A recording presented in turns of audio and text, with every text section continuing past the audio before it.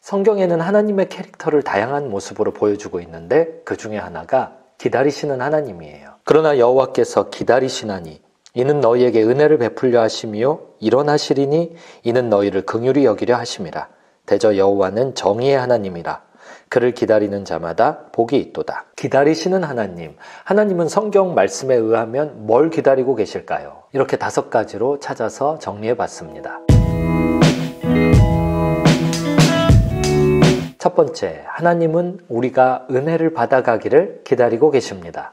그러나 여호와께서 기다리시나니 이는 너희에게 은혜를 베풀려 하시며. 이 말씀으로부터 알 수 있는 사실이 있어요. 은혜는 이미 준비가 되어 있는 거예요. 그런데 하나님께서 기다리시는 어떤 목표 지점, 어떤 요건에 도달하기까지 하나님이 직접 가지고 갈 수 있도록 기다리시는 거예요. 우리는 하나님 앞에 은혜를 간구합니다. 내가 기다리는 것 같아요. 하지만 말씀을 보면 정작 하나님께서 기다리고 계신다라는 걸 알 수 있죠. 내가 바라는 온갖 좋은 것들보다 더 좋은 것을 하나님이 내게 주시려고 기다리시는 겁니다. 우리 조금 더 살펴보자고요. 하나님은 또 무엇을 기다리시나? 집 떠난 아들이 돌아오기를 기다리십니다. 예수님의 비유의 말씀 중에 이게 등장하죠. 흔히 이야기하는 탕자의 비유예요. 어떤 사람에게 아들이 둘이 있는데 둘째가 정신 못 차리고 집 나간 거죠. 집 나가서 허랑방탕 고생 하다가 어느 날 생각이 바뀝니다. 집에 돌아가야겠다. 근데 아버지가 어떻게 생각할까? 내가 이렇게 아버지를 떠났는데 안 되겠다. 내가 집에 돌아가서 예전처럼 지낼 순 없으니 그 집에 들어가서 종살이라도 해야겠다. 노예로라도 지내야겠다. 이런 생각을 하면서 돌아갑니다. 그런데 말씀에 보면 아버지의 마음은 고생하며 집에 돌아가려고 하는 아들의 생각과 굉장히 다르십니다. 이에 일어나서 아버지께로 돌아가니라. 아직도 거리가 먼데 아버지가 그를 보고 측은히 여겨 달려가 목을 안고 입을 맞추니. 하나님께서 어떤 고통을 가지고 우리를 기다리시는지를 이렇게 보여주고 있어요. 아버지의 마음은 아들을 받아줄 준비가 다 돼 있습니다. 아직도 거리가 먼데 아버지는 그리움을 가지고 그리움의 고통을 가지고 이제나 저제나 하면서 그 자리에서 기다리고 있었던 것입니다. 우리 하나님은 잃어버린 영혼들, 집 나간 자식들을 기다리시는 하나님이십니다. 기다리시는 하나님, 이 주제를 생각하면은 저에게 가장 먼저 떠오르는 성경은 예레미야 29장입니다. 왜냐하면 이만큼이나 기다림의 뉘앙스를 잘 표현하는 말씀이 또 있을까 싶어서요. 예레미야 선지자만큼이나 거칠게 하나님의 심판을 선포했던 선지자가 또 있을까 싶습니다. 그런데 그 내용을 들여다보면 이게 공포나 두려움이 아니라 그리움을 잔뜩 가지고 고통스럽게 기다리시는 하나님의 모습을 보여주고 있어요. 제가 예레미야 29장의 몇 구절을 읽어보겠습니다. 여호와의 말씀이라 너희를 향한 나의 생각을 내가 아나니 평안이요 재앙이 아니니라.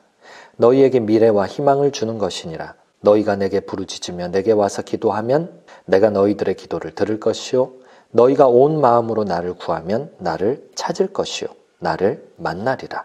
이것은 여호와의 말씀이니라.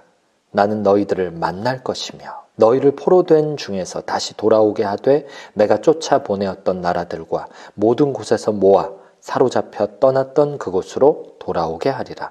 이것은 여호와의 말씀이니라. 하나님을 떠나는 죄의 결과, 사람들은 고통 가운데 처하게 됩니다.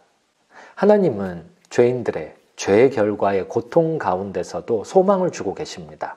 대부분의 사람들은 하나님을 무서워하지 않습니다. 오히려 자기가 지은 죄의 결과가 자기에게 영날이 되어 돌아오는 것을 무서워하지요. 그러면서 하나님을 쳐다보며 마치 하나님을 두려워하는 것 같이 착각하곤 합니다. 엄밀히 따져보면은 자기가 저질러 놓은 일의 결과를 고통스러워하는 겁니다.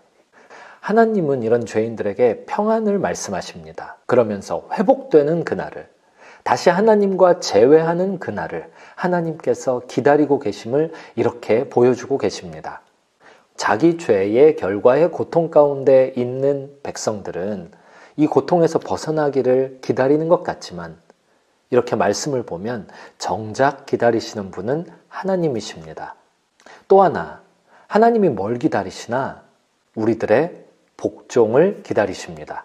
그들은 전에 노아의 날 방주를 준비할 동안 하나님이 오래 참고 기다리실 때에 복종하지 아니하던 자들이라. 방주에서 물로 말미암아 구원을 얻은 자가 몇 명뿐이니 겨우 8명이라. 하나님께 복종하지 않으면 그것은 죄입니다. 죄의 결과는 죽음이고 심판인 거예요. 하나님은 죄의 결과를 하나님이 사랑하는 사람들이 피해가기를 원하십니다. 하나님께 복종하는 것에 사는 길이 있습니다. 이 모습을 노아의 방주 사건을 통해서 우리에게 이렇게 보여주고 있는 거예요. 방금 읽었던 말씀을 한 번 더 들여다보자고요. 그때 노아의 날 방주 준비하는 동안에 라고 말씀하고 있잖아요. 정확하지는 않지만 100년 정도 됐을 겁니다. 80년에서 100년 정도. 그 기간 동안에 하나님은 기다리셨습니다. 뭘 기다렸냐? 하나님이 오래 참고 기다리실 때에 복종하지 아니하던 자들이라. 복종하기를 기다렸던 겁니다. 뭘 복종하냐?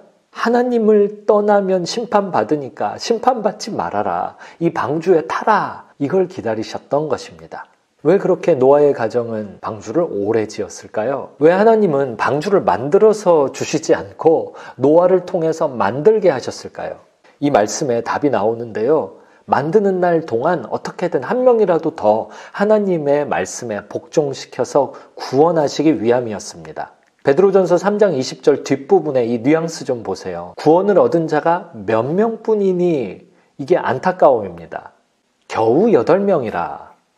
이 뉘앙스는 예를 들면은 야 내가 딱 원하는 사람들로 8명 구원했으니 야 잘됐다. 야 속이 시원하다. 이런 게 아니라고요.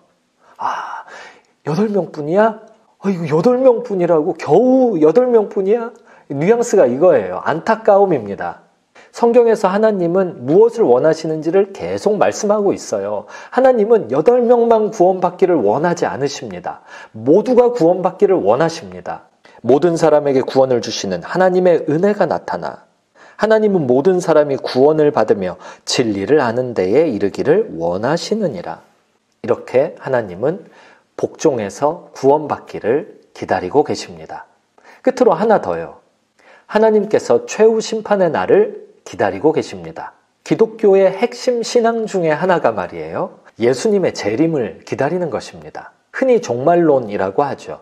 종말론의 핵심이 뭐냐면 예수님 재림하시는 날이 바로 지금 이 시간이다. 이거를 계속 기다리는 거예요. 매 순간 기다리는 거예요. 그런데 베드로후서 3장에 보면 예수 그리스도 재림의 날, 그 최후 심판의 날을 우리가 기다리는 것 같죠? 아니다. 하나님이 기다리고 계시다. 이거를 보여주고 있습니다. 사랑하는 자들아, 죽게는 하루가 1000년 같고 1000년이 하루 같다라는 이 한 가지를 잊지 말라. 얼마나 기다리냐면 하루를 1000년처럼 느끼는 수준에서 기다리신다라는 거예요. 제가 한번 제 수학 잘하는 아내에게 물어봤어요. 여보, 하나님이 하루를 1000년같이 기다리신다라는데 그러면 1000년과 하루 사이에 이게 몇 배야? 그랬더니 제 질문이 끝나기도 전에 제 아내가 무심하게 다른 거 하면서 36만 5천 배 그러더라고요. 네, 잠시 아내 자랑이었고 24시간 곱하기 365일 곱하기 1000년 오케이 곱하기 1000 36만 5천 만 시간은 굉장히 주관적인 거잖아요. 똑같이 1시간이 있어도 사랑하는 사람과 1시간 있는 것과 원수와 1시간 있는 것은 이 1시간에 대한 개념, 느낌이 달라질 겁니다. 사랑하는 사람과 있으면 1시간이 1분 같겠죠. 원수와 함께 있으면 1시간도 10시간, 100시간 같을 수 있을 거예요. 고통의 순간에는 하루가 1000년 같은 겁니다. 하나님께서 예수 재림의 날을 기다리면서 이 기다림의 고통 가운데 있는 모습을 보여주고 있어요. 주의 약속은 어떤 이들이 더디다고 생각하는 것 같이 더딘 것이 아니라 오직 주께서는 너희를 대하여 오래 참으사 아무도 멸망하지 아니하고 다 회개하기에 이르기를 원하시느니라. 예수님 재림하신다면서요. 왜 안 하세요? 그러면서 사람들이 이야기합니다. 안 오실 거야. 여기 말씀에서는 그런 우리의 생각을 거부하면서 하나님의 뜻이 뭔지를 보여줍니다. 너희를 대하여 오래 참으사 아무도 멸망하지 아니하고 다 회개하기에 이르기를 원하시느니라. 그러나 주의 날이 도둑같이 오리니 그날에는 하늘이 큰 소리로 떠나가고 물질이 뜨거운 불에 풀어지고 땅과 그 중에 있는 모든 일이 드러나리로다.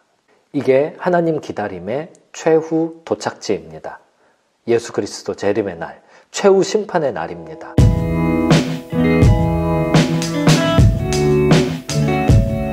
다시 처음에 읽었던 말씀으로 한번 돌아가 볼게요. 하나님이 우리에게 은혜 베풀기를 기다리신다. 그러므로 우리는 뭘 기다려야 하느냐? 이게 나와 있죠. 대저 여호와는 정의의 하나님이심이라 그를 기다리는 자마다 복이 있도다. 기다리시는 하나님 앞에 우리가 해야 할 바가 여기 나와 있습니다. 하나님이 정의대로 다 행하시기를, 심판하시기를 우리도 함께 기다리는 것입니다. 이 심판에는 복음이 들어 있습니다. 하나님께서 모두를 구원하시기를 원하신다. 그래서 예수님을 주셨고 예수님을 통해서 이 구원의 길에 복종하기를 기다리고 계신다라는 복음이 들어 있습니다. 심판을 피해가는 길이 지금 열려 있는 거예요. 그러니 우리가 해야 할 일 또 한 가지는 하나님께서 기다리시는 그 내용을 똑같이 끌어안고 기다리면 됩니다. 집 나간 자식이 돌아오기를, 잃어버린 영혼이 다시 하나님께 복종하며 회개하고 돌아오기를 우리도 함께 안타까운 마음으로 하루를 천년같이 느끼는 고통의 심정을 가지고 간절히 기다리면 되겠습니다. 우리 하나님 너무 좋지 않나요? 하나님이 나를 기다려 주시니까 살아있는 거 아닙니까? 하나님이 우리를 기다려 주시니까 이렇게 아무렇지도 않게 살아있는 거 아니냐고요. 나를 기다리시는 그 하나님 너무 감사합니다.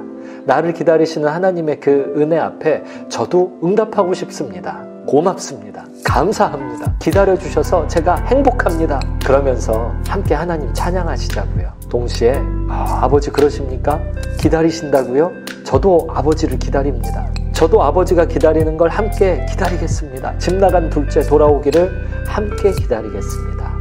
그런 인생, 그런 교회 되시자고요.